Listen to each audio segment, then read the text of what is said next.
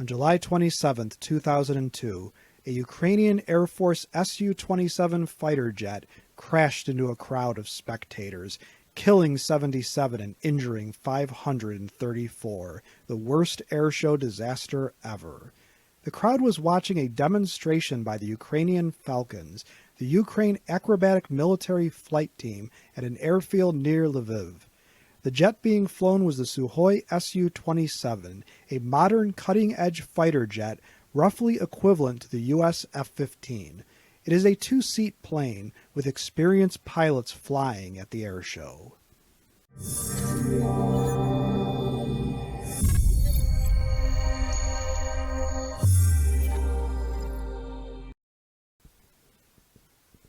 Digging deeper, we find that in what was later ruled to be pilot error, the fighter got too low and a wing touched the ground, causing the loss of control. The pilots quickly ejected from the doomed jet, which skidded and cartwheeled across the field, glancing against a large transport jet and into the crowd, blowing up and burning. Of the 77 people killed, 19 were identified as children. Of the 534 injured, 100 required hospitalization. This massive carnage, on top of the loss of an expensive jet and damage to the cargo plane, was not taken lightly by Ukrainian officials.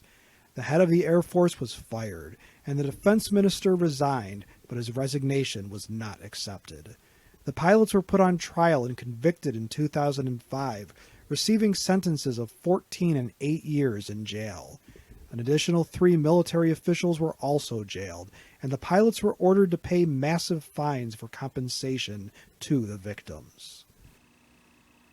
The pilots had argued that they had received improper maps of the demonstration area and had requested practice at the actual site, but were denied. Voice recorders of the pilots seemed to support their allegation that their flight plan was faulty. But of course, if politicians want scapegoats, they will get them.